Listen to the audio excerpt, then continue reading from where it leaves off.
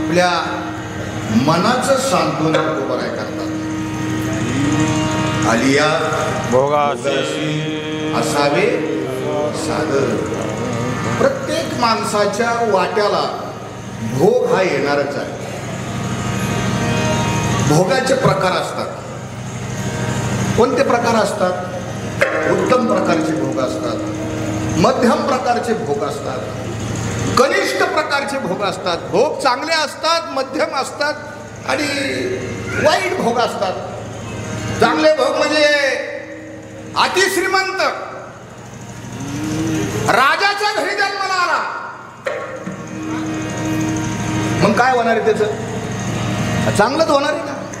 एकदम जलामतास कोणचा चमचा तोंडात गाळल्या जागा फक्त तुम्ही भरीत राहायच्या आहे का नाही. जलामतास सोन्याचा चमचा महाराज ते तोंडात घेऊन आला. इतकी श्रीमंती पेटावलं तरी 6 महिने. तर कोण पेटवायला गेलं काय माहित आहे महाराज. पण म्हणीचं एक शास्त्र असतं. विठाला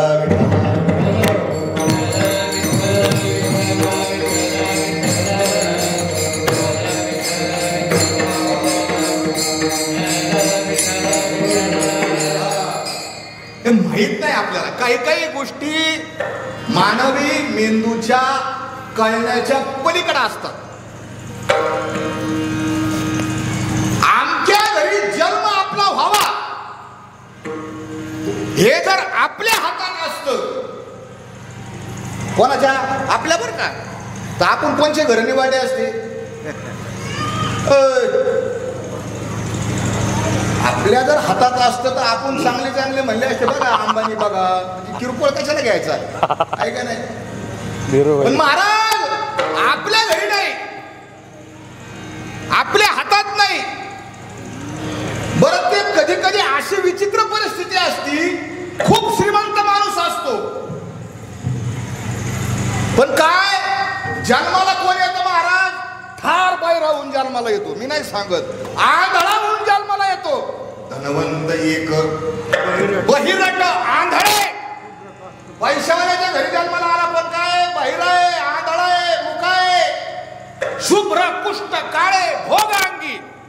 अनेक रोगांची नावे सांगू किती. अधिक असते जडवणीय. कोणाच्या हातात आहे? कोणाच्या हातात आहे? प्रारब्धाची गती त्याला म्हणतात. प्रारब्धाची काय गती?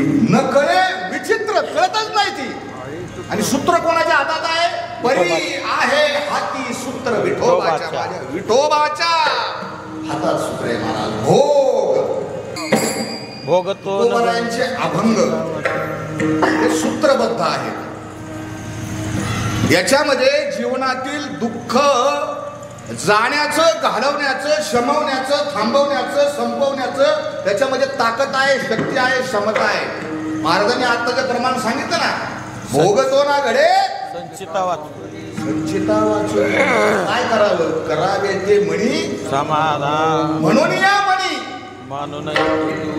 2-3 अभंग आहेत त्या विषयाचे सारखे. आणि विशेष म्हणजे त्यांच्यावरच ही परिस्थिती आली. किती दुःख असते तो अनुभव त्यांच्या. आता प्रमाण पाठ हे सगळं पाठ हे महाराज, पण भगवंत किती दुःख देतो. भोग, प्रारब्ध, संचित आणि क्रियामान हा सिद्धांत आपल्या वारकरी धर्मात सांगितलाय, हिंदू धर्मात सांगितलाय. भारतीय खंडामध्ये जे जे धर्म निर्माण झाले त्या धर्मामध्ये हा कर्म सिद्धांत सांगितलाय. जगाच्या पाठीवर किती धर्म येतं? जगाच्या पाठीवर 5-6 मोठाले धर्म येतं. सगळ्यात मोठा धर्म आहे ख्रिश्चन, त्याच्यानंतरचा धर्म आहे इस्लाम, त्याच्यानंतरचा धर्म आहे हिंदू. ख्रिश्चन लोकांची संख्या 28%, मुसलमान लोकांची संख्या 25%, हिंदू समाजाची संख्या 14%, बौद्ध समाजाची म्हणजे चायना वगैरे थायलंड धरून 4%, जैन, ज्यू, पारशी, शीख असन, ही सगळे धर्म आहेत. त्यापैकी भारतीय उपखंडाची ज्या धर्माची निर्मिती आहे ती सगळी कर्म सिद्धांत मानणारी. बाकीचे धर्म मानत नाहीत, आपला धर्म मानतो. का मानतो? आपण रोज पाहतो, संतांनी पाहिलं इथं कपाशी लावली. कपाशी लावली म्हणजे काय उगवणार? कपाशीच उगवणार. जे पेरलं तेच उगवणार. तेच उगवणार महाराज. आणि अजून एक सिद्धांत सांगतो, सोडून काय चांगलं निर्माण करायला अत्यंत कष्ट लागतं. निवडून ये आपल्याला. मला हे देता येतं आमचे राजगुरू महाराज म्हणजे बा चांगले माणसं कमून जास्त नाहीत. देवाने करायला पाहिजे होते जास्त चांगले माणसं, का नाही? मी म्हणलं त्याला कारणीभूत कर्म सिद्धांतच आहे. धर्माच्या सूत्राने सांगेल कसं हो मला सांगा. हे पलीकडं काँग्रेस आहे, या मंगल कार्यालयाच्या पलीकडं लावलं होतं कुणी? मंगल कार्यालयाच्या मालकाने बा आणलं बा पाहिली भरबी काँग्रेसचं फेकलं टाकलं होतं का? न सांगता उगावलं. आणि इकडल्या बाजूला जी लक्ष्मी आहे, कपाशी आहे, काय कपाशीच म्हणते तुम्ही? कपाशी हा कपास. किती प्रयत्न आहे, किती कष्ट आहे, चांगलं करायला कष्ट आहे. महाराज हे सूत्र आहे, जगाचे नियम आहेत महाराज. तुकोबारायांनी सांगितलं कर्मसिद्धांत हा प्रारब्धाला अनुकूल आहे. प्रारब्धावर कर्मसिद्धांतावरच प्रारब्ध ठरतं. आता जे आपण कर्म करतोय त्याची निवड आपल्या हातात आहे. तुम्ही इथं बसलेले आता हे महाराज सुंदरपैकी गायन करतात. कीर्तन बरोबर 12ला सुटणार आहे. 12च्या पुढे मी 1 मिनिट घेणार नाही, तुम्ही बी थांबणार. गेलं का उत्तर तुमचं? तुम्हाला 12च्या पुढे कीर्तन नाही. आता निवड तुमच्या हातात आहे, चॉईस तुमच्या हातात आहे. ज्यावेळेस विठ्ठल विठ्ठल म्हणतात किंवा महाराज प्रमाण देतात, गायन करतात, त्यावेळेस तुम्ही काय करायला पाहिजे? टाळी वाजायला पाहिजे. तुम्ही वाजवता का? नाही. बस तुम्ही तुमचीच कबूल. म्हणजे कोणाच्या हातात आहे कर्म करायचं? कोणा? तुम्ही का वाजवित नाही टाळी? हो तुम्हाला नुसतं टुंग टुंग करून मेसेज आला का लगेच तुम्ही कुठं हात घालतात? भुर्र वाजत लगेच, काढा लगेच भुर्र वाजत. मोबाईल कसा वाजवतो? सुधरत नाही महाराज. नको ते काँग्रेस मेसेज लागल तेवढं उताराला माग पीक झालंय. चांगलं करायला अट्टहास लागतो, चांगलं करायला सायास लागतात, सायास. निवड करावं लागते, चॉईस करावं लागतं. चांगलं काम मला करायचंय. सोपं नाही चांगलं करणं, खरं बोलणं सोपं नाही. प्रचंड यातना आहे, प्रचंड त्रास आहे. माझ्या संतांनी तुकोबारायांनी केलं. तुम्ही ज्या देवाची भक्ती करतात आर्या भोगा तुकोबारायांनी सांगितलं हे जे कर्म सिद्धांत आहे त्याचा आपण निवाडा करूया. भजन करा विठ्ठल.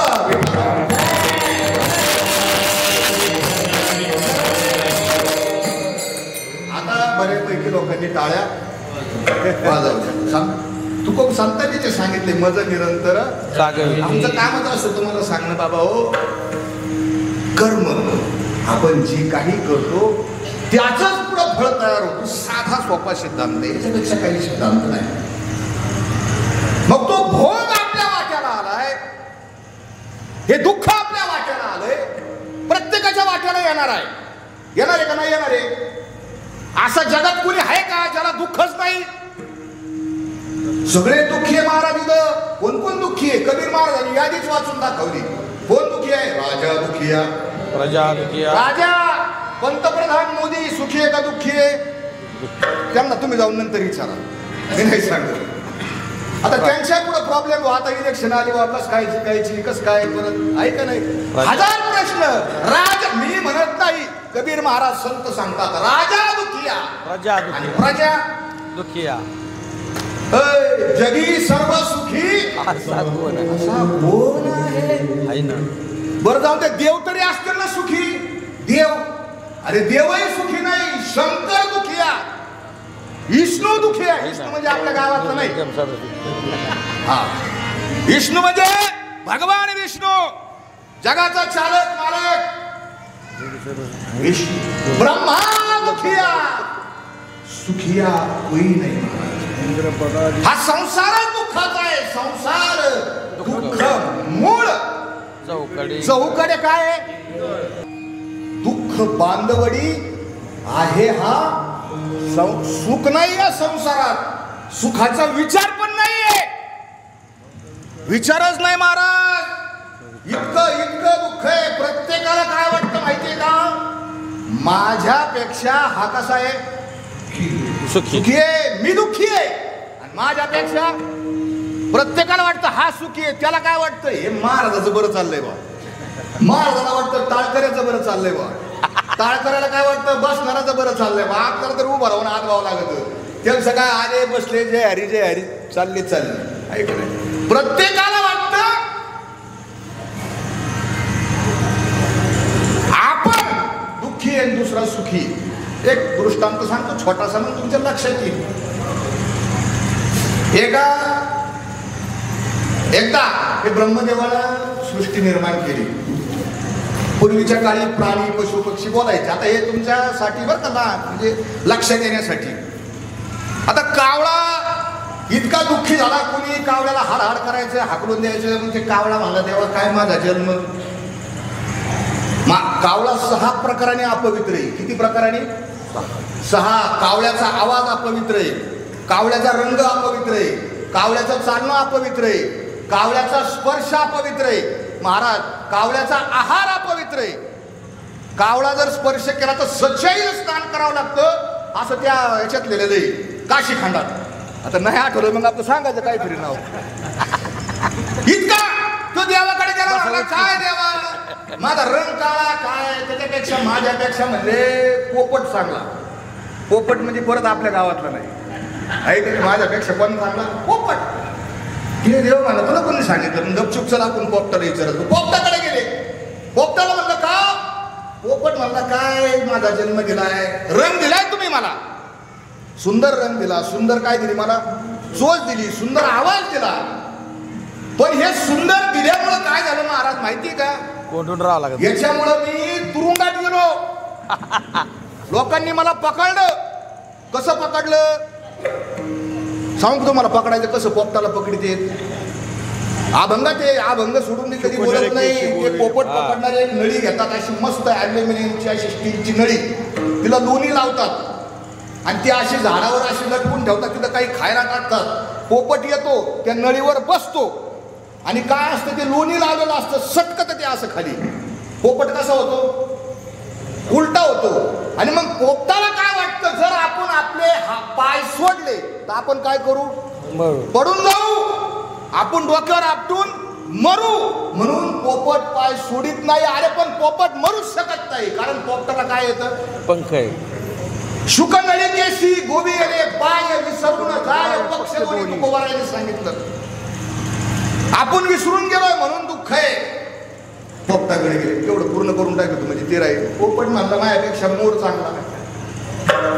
मग हे पोपट, कावळा आणि देव कोणाकडे गेले? मोराकडे गेले विचारायला, तू चांगला का? मोर म्हणला मी नाही चांगला, माझ्यापेक्षा राजहंस चांगला. मग हे सगळे 3-4 जण कोणाकडे गेले? राजहंसाकडे गेले. राजहंस म्हणला हे सगळं खरं आहे, मला तुम्ही इतकं वैशिष्ट्य दिलंय, दुधाचं दूध आणि पाण्याचं पाणी करण्याची ताकद कोणात आहे? राजहंस दोन्ही वेगाळीले. एवढी ताकद क्षमता माझ्यात आहे, सौंदर्य आहे, शक्ती आहे महाराज. पण ही सौंदर्य, ही शक्ती, ही क्षमता ही माझा घात करते महाराज. जगात आज राजहंस राहिलेला नाही. अरे माझ्यापेक्षा जर कोण सुखी असेल तर कावळा सुखी आहे म्हणले. कोण म्हणले? राजहंस. राजहंस म्हणले. म्हणजे प्रत्येकाला काय वाटतं? आपल्यापेक्षा दुसरा सुखी आहे महाराज. हे आपल्या मनाचे विचार करण्याची शक्ती आहे. दुःख सगळ्यांना आहे. आणि मग जो भोग आपल्याला येतो वाट्याला, तो दुःखाचा भोग येतो.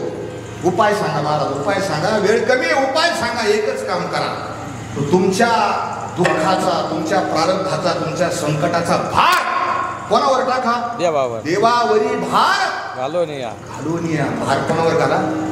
देवावर. इतकं साधं सोपं. देवावर भार घाला, देवावर भार. कोणत्या देवावर भार घालायचा? आता देव किती आहे आपल्याकडं? 33 कोटी. अधिकृत देवांची ज्यावेळेस जनगणना झाली, 33 कोटी देव. अष्टकोट भैरव जनगणना झाली. आपली जनगणना 2011 पासून आतापर्यंत झालेली नाही. पण देवाची झालेली लिहून ठेवलेली किती? 33 कोटी. देव चामुंडा. कोटी. देव चामुंडा. हा, देव 33 कोटी आहे. अष्टकोट भैरव. वर 33 कोटी. आणि खाली दिसला दगड, लावला सिंदूर का काय झाला? झाले. देव तयार झाला महाराज. आज होते आखाडाचा महिना आहे सांगितलेले, पण तरी बी ऐका परत. आज पोळा. आजोबा एका नातो संघ गेले, सगळ्या भावकीचा देव होता. आणि मग आजोबानी सिंदूर आणला महाराज, त्या लावला, त्या देवाला लावला, हाताला शिल्लक राहिला, म्हणा पुढं पुसावा. म्हणून नातवाला म्हणजे अरे बाळू एक दगड आण. बाळूनी चांगला गोठा आणला, आजोबाने हात पुसला. दुसरा भाऊबंद आला, त्यांनी विचार केला मागच्या वर्षी आलो तेव्हा एकच होता. वा वा, हा कुठून आला? त्याने विचार केला मागं मध्ये 2-4 वर्ष कोरोना होता, लोक गपचूप लग्न करायचं. तसं देवाने काय केलं, लग्न केलं असं झालं असं देवाला. त्यांनी शेंदूर शिल्लक ठेवला आणि कशाला लावला? बारक्याला लावला. बारक्याला लावला महाराज. त्याच्या हाताला शेंदूर राहिला. असं करीत करीत करीत करीत त्या वर्षी हा पहिला देव, आणि त्याच्या भोवताली किती देव तयार झाले? 11 देव तयार झाले. मला खरं सांगा, ह्या देवाचे बाप कोण येते?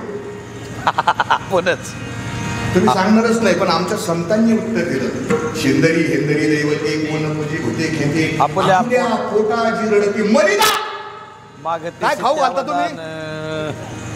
बरं तुम्ही मलिदाच खाऊ घालता, हे तरी चांगलं आहे. दुसरं काही मी आता नाव घेत नाही, तर घ्यावा नाही. त्या देवाकडे नाही महाराज, त्याच्याकडे नाही. कोणत्या देवावर भार घालायचा? जो एक आहे, एकच देव सांगितला वारकऱ्यांनी, तो हा विठ्ठल बाबा, तो हा माधव. तुका म्हणे एक विठ्ठलाची खरा, आणि हे तो वावगा पसारा. पसारा. बाकीचा काय आहे? वावगा पसारा. पसारा आहे, पसारा. एक एक देव. अगो कसा आहे तो? तुमचे प्रॉब्लेम सोडवीन का? हो सोडवीन. म्हणून त्याचं नाव कृपा सिंधू आहे.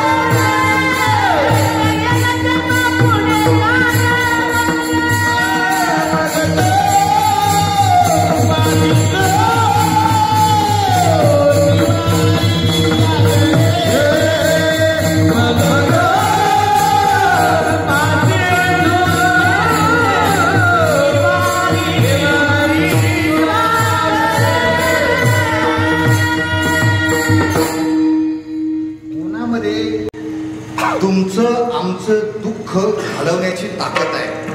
पण त्याच्याकडे म्हणजे कोणाकडं? तर तो कृपा सिंधू सांगितलंय. कृपेचा सागर. कृपा म्हणजे दया, कृपा म्हणजे करुणा. कोण आहे हो कृपा सिंधू? तुकोबारायांच्या संतांच्या समोर ज्यावेळेस देव कोण हा प्रश्न आला, कोणाला देव म्हणायचं? तर तुकोबारायांनी संतांनी देवाच्या व्याख्या तयार केल्या. देवाकडं करुणा आहे, देवाकडं माया आहे, ममत्व आहे, हितासाठी काम करणारे. मग असं कोण आहे हो जगामध्ये? मग पहिला जो देव संतांनी सांगितला, त्या देवाचं स्वरूप सांगितलं, ते म्हणजे आई वडील. म्हणे माय बापी अवघी देवाची स्वरूपे आई वडील हे साक्षात आणि जिवंत देव आहे. त्याला काशीची यात्रा करायची गरज नाही. दुसरा देव कोण आहे? एका अभंगामध्ये तुकोबारायांनी यादी दिली. कोण आहे हो? कोण आहे देव? कोण आपल्याला ज्ञान देतं? ज्ञान घालवणारा. दुःख म्हणजे काय? दुःख म्हणजे अज्ञान, याला दुःख म्हणतात. अज्ञान कोण घालवतं? आपल्याला ज्ञानी कोण करतं? कोण शिकवतं? ते शाळेतले कोण शिकवतात? गुरुजी. शिक्षक शिकवतात, गुरुजी शिकवतात, मास्टर शिकवतात, टीचर शिकवतात. काय त्यांचं नाव आहे? सद्गुरू. पूर्वीच्या काळी त्याला पंतोजी म्हणायचे. काय म्हणायचे? पंतोजी. आणि मग हे पंतोजी आपल्याला ज्ञान देतात, ते आपल्याला शहाणं करतात. आरोग्याची साठी पंते हाती धरली पाठी, ते सुद्धा देवाचं रूप आहे. पण तुकोबारायांच्या लक्षात आलं, तिथं काहीतरी थोडी 19-20 आहे. काय 19-20 हो? कारण शिक्षक लोक शिकवतात हे खरंय, पण ते पगार घेतल्याशिवाय शिकवत नाही. असं आहे का कुठं बिन पगाराचे? म्हणजे शिक्षक लोकांनी काय मायावर हे करू नका आहे की नाही? महाराज शिक्षक शिकवतात खरंय, पण त्यांना कितवा वेतन आयोग लागतो? 8वा. आहे की नाही? मग तुकोबारायांच्या लक्षात आलं कोण फुकट शिकवतं?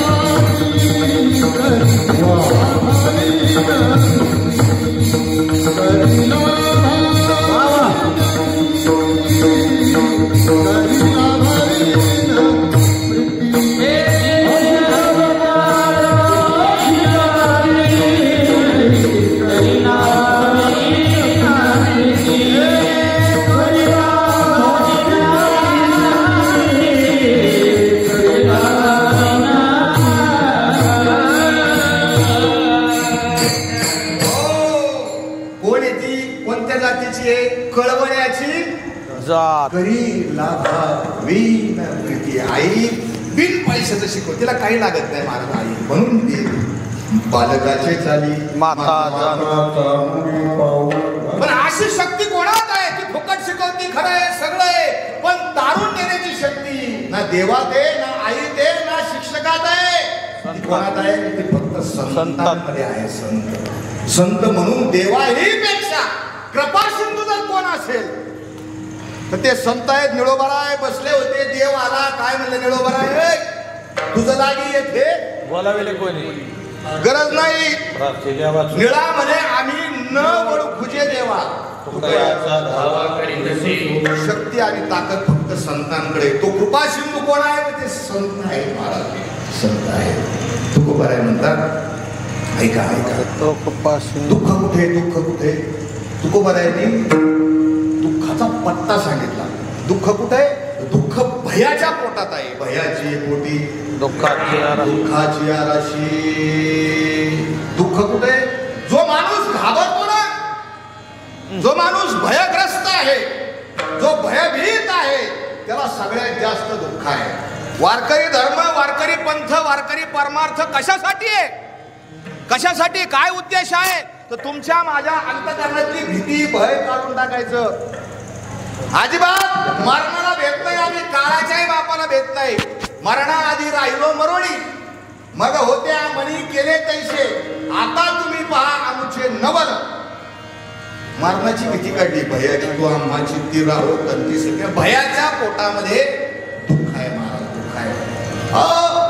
मग हे दुःख कसं जाईल, कसा नाश होईल? तर सोपे. शरण देवाशी जाता. देवाला शरण जायचं. अरे देवाला शरण जायचं म्हणजे काय करायचं?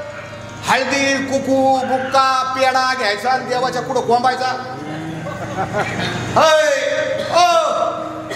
निवदावाल्या हो, पंढरपूरला न्या, आनंदीला न्या, बिहूला न्या, आंबाबाईला न्या, लक्ष्मीबाई न्या, पुढे न्या, रेणकाईला न्या. तुमचा एकच तडाखा आहे. तिथून दारातून पेडाचा पुढा विकत घ्यायचा. देवीला न्या, तिथं लय पेढे येत. आणि पेढे म्हणजे ते खाव्याचे नाही, कोणचे येतं? साखरेचे पेढे येतं, आहे का नाही? आणि ते पेढा घ्यायचा आणि एकच पेढा घ्यायचा. एका पेढ्यामध्ये एक चिमूट घ्यायची. तपकिरी बनी पहिल्या का तपकिरी बनी खरं सांगा, किती देवाला खाऊ घाला तुम्ही? पेढा किती खाऊ घालता? एवढी चिमूट घ्या अशी त्या पेढ्याची, टचक्यास सोडिता आणि ठसक्यास त्या आंबाबाईच्या पुढे घालता. असं त्या मला देवाचा एक दिवस देव त्या देवा स्वप्नात आल्या. म्हणल्या यांना सांगा समजून महाराज, आम्हाला डायबिटीज झाला या बाईने, आम्हाला काय केलाय? काय करायचं बा? कोणत्या देवाला शरण जायचं, कसं दुःख घालायचं, कसं करायचं? शरण जायचं म्हणजे काय? नारळ फोडायचा नाही, हार घालायचा, हे आमच्यासाठी येतं हार. हा आमचा भामट्यापणा आहे. कोणाचा? तुमचं प्रेम आहे, वक्त्या आदिमान गंधा अक्षदा पूजन तुमच्या प्रेमाचा. पण कुठं कुठं महाराज लय आता ती सांगायला आपल्याकडे वेळ नाही, 2च मिनिटं कमी येतं. तुम्ही म्हणताना आता बा महाराज बघायचा कधी मध्ये काय नाही, ते वेळेत आपल्याला सुटणारे कारण ते काय आहे की नाही. कसं शरण जायचं, कसं शरण जायचं? सोपं आहे महाराज, सोपं. काय करायचं? देवाच्या जगातला असा एकच देव आहे की त्या देवाच्या पायावर डोकं ठेवून काय मिळतं? दर्शन मिळतं. एक दुसरं त्या देवाचं मुखाचं दर्शन जरी घेतलं तरी चालतं. आणि गर्दीत यात्रेत तुम्हाला नाही देवाचं दर्शन झालं, मुखदर्शन झालं, चरणाचं दर्शन झालं, तर कळसाचं जरी दर्शन घेतलं तुका म्हणे मोक्ष कळस कळस तात्काळ या नाश अहंकाराचा. असा कोणता देव आहे? आणि मग काय साधना आहे त्याची? काय करायचं? इतकं सोपं आहे, इतकं सोपं आहे महाराज. काय करायचं? शरण जायचं म्हणजे काय करायचं? तर त्या भगवंताचं नाम घ्यायचं. विठोबार कुमार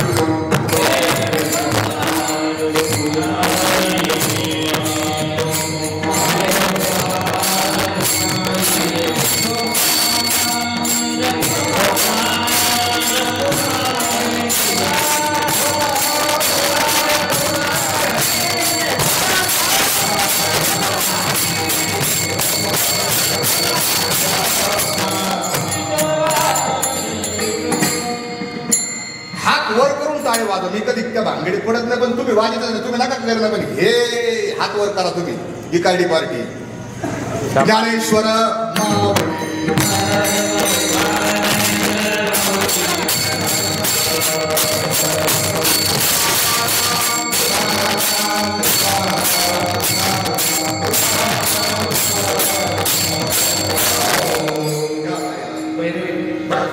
जमलं जमलं.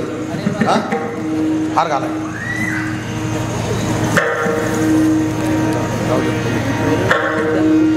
असो बाबा शरण जायचं म्हणजे नामस्मरण करायचं. सर्वांनी नामस्मरण केलं असं आपण गृहीत धरू. कारण काय त्याचं जे पुण्य आहे, नामस्मरणाचं जे पुण्य आहे, जाता जाता आप्पासाहेबांना ज्यावेळेस आपण हात जोडू, ज्यावेळेस त्यांच्या फोटोला फुलं घालू, फुलं वाहू महाराज, त्यावेळेस तुम्ही जी श्रवण भक्ती केली ना, श्रवणाची भक्ती, श्रवणाची वाट विठोबा कुमाई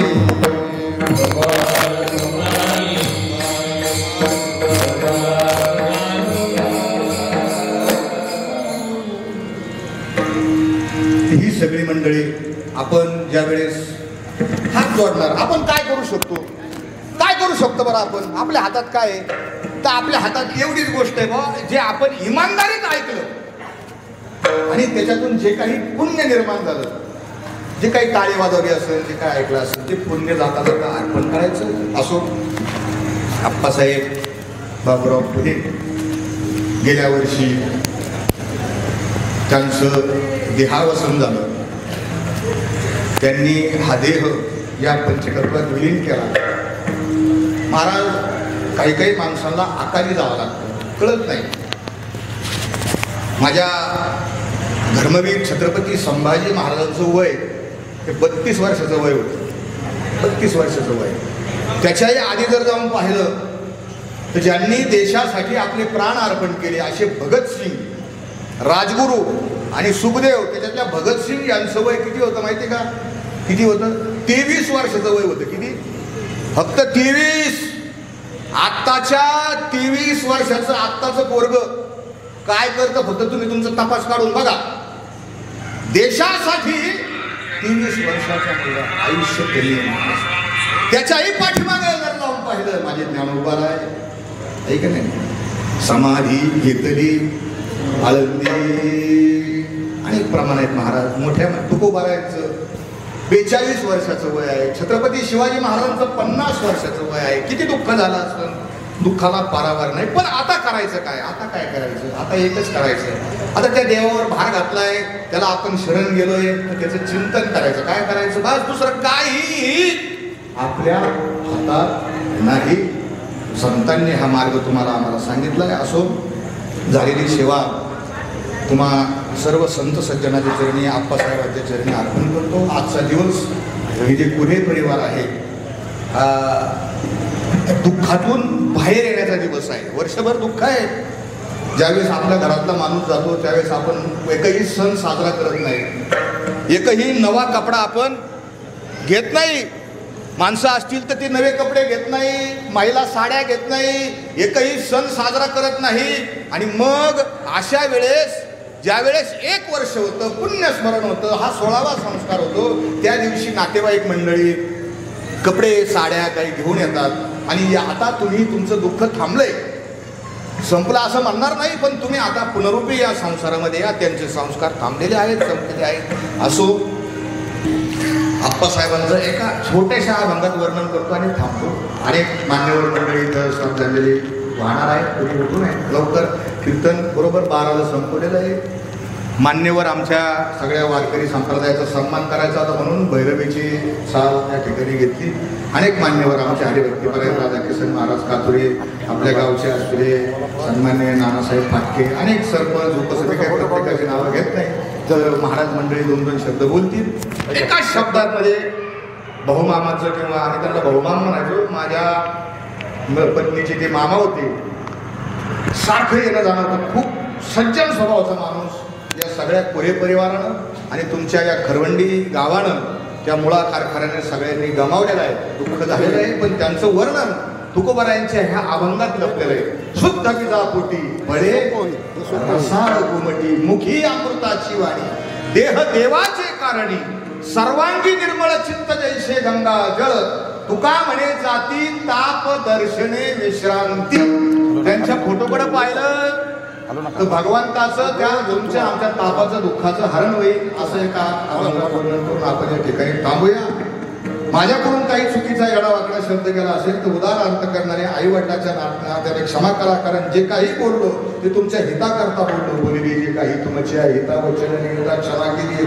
सकळाचे पायी माझे विणवणी मस्त काही चरणी ठेवी तशी आहोस होते वक्ती. सकळही जण बरे पार कोण बांधा गाठी फोडिले भांडार धन्याचा हमाल मी तो हमाल भारवाही तुका म्हणे बहु चाली चाली देशी उतरी कशी खराब माल. त्याचबरोबर उपस्थित असलेल्या सगळ्या गायनाचार्य, टाळकरी, मृदुंगाचार्य, आमचे पीटी मास्तर, आमचे महाराज सर, या सगळ्यांचं विणेकरी असतील आणि आपल्या सगळ्यांचं मनापासून या कुऱ्हे परिवाराच्या वतीने धन्यवाद आणि आभार व्यक्त करतो. सेवेला पूर्ण विराम.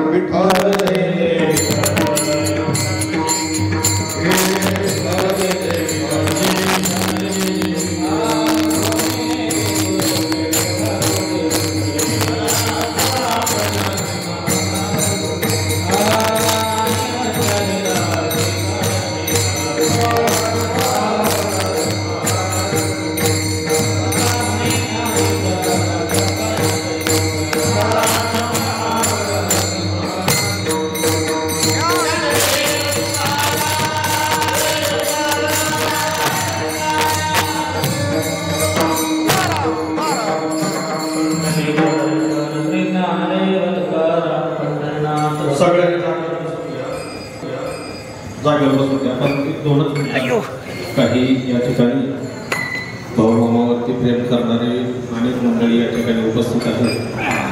1 वर्षापूर्वी अतिशय हृदय हेलावून टाकणारी अशी घटना, ज्यांच्या रूपात आपण अतिशय महत्त्वाचा माणूस, अतिशय शांत आणि संयमी स्वभावाचा हे व्यक्तिमत्व जे आपण 1 वर्षापूर्वी गमावलं आहे, त्यांच्या प्रथम वर्षश्राद्धाच्या निमित्तानं आपण सर्वजण या कुऱ्हे पाटील परिवाराच्या दुःखात सहभागी होण्यासाठी आणि भाऊमामा कुऱ्हे यांना शेवटची श्रद्धांजली अर्पण करण्यासाठी या ठिकाणी अतिशय दुःखद अंतःकरणाने या ठिकाणी आपण जमलो आहोत. या वर्षश्राद्धाच्या निमित्ताने या ठिकाणी हरिभक्तीपरायण नेप परिवाराचे खरवंडी गावाचे जावई हरिभक्तीपरायण अजय महाराज पारसकर यांनी आपल्या गोड अशा शब्दातून या ठिकाणी आपल्याला भाऊमामांना या ठिकाणी श्रद्धांजली अर्पण केलेलीच आहे. त्यांचे प्रथम मी कुरे परिवाराच्या वतीने व खरवंडी ग्रामस्थाच्या वतीने या ठिकाणी आभार मानतो, त्यांना धन्यवाद देतो.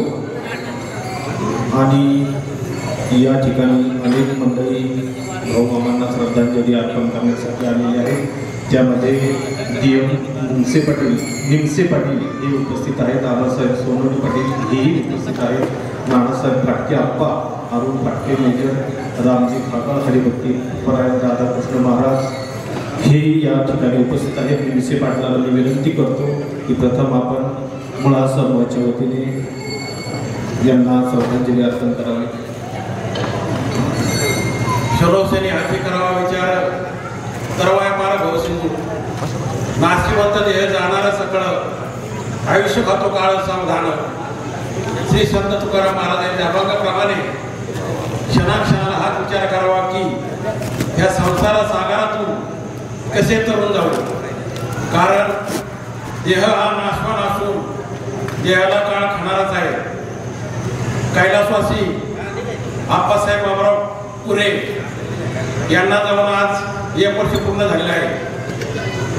त्यांच्या जाण्यानं त्यांचं जे कुटुंब आहे, त्यांच्या पाठीमागं त्यांची आई, त्यांची मातोश्री, त्यांची पत्नी, त्यांचे बंधू, त्यांच्या 5 बहिणी, त्यांचे मुलं, त्यांची मुलगी, पुतण्या पुतणी आणि समस्त कुरे परिवार हा मोठा परिवार आहे.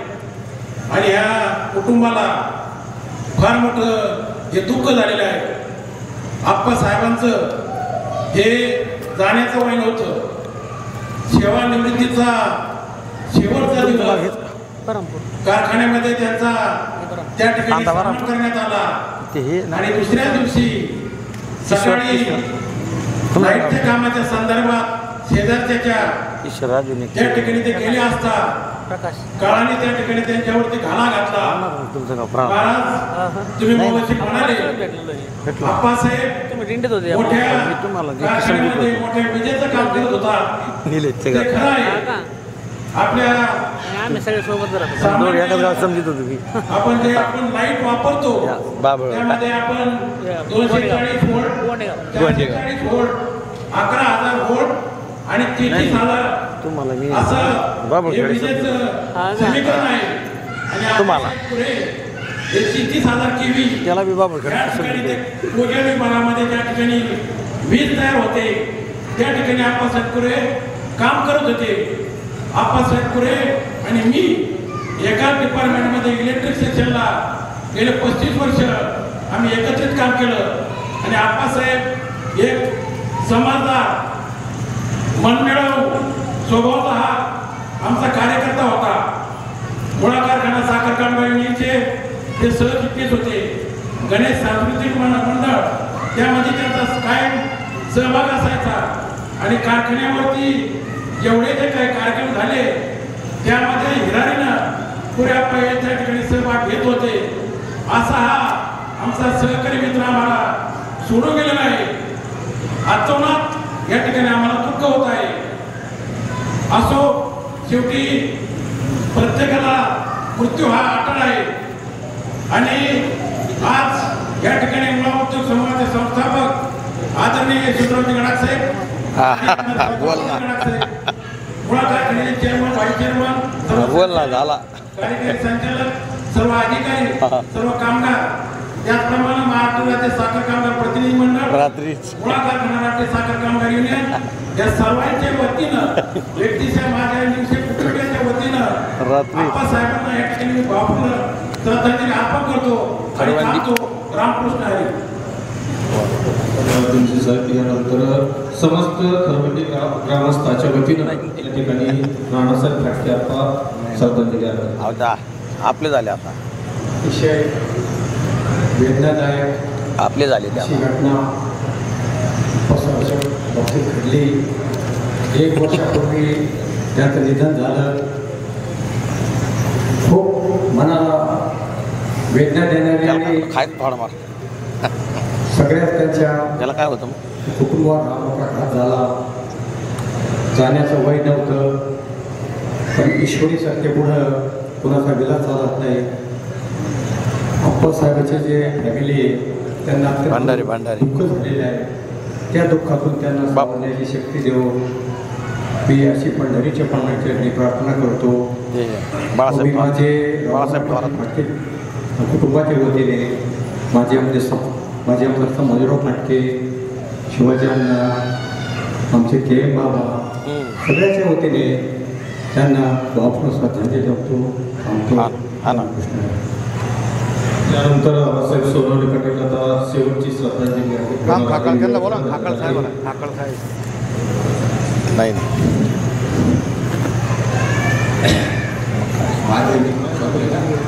माझे मित्र पुरे आप्पा, आम्ही त्यांना आप्पा नाव ओळखतो.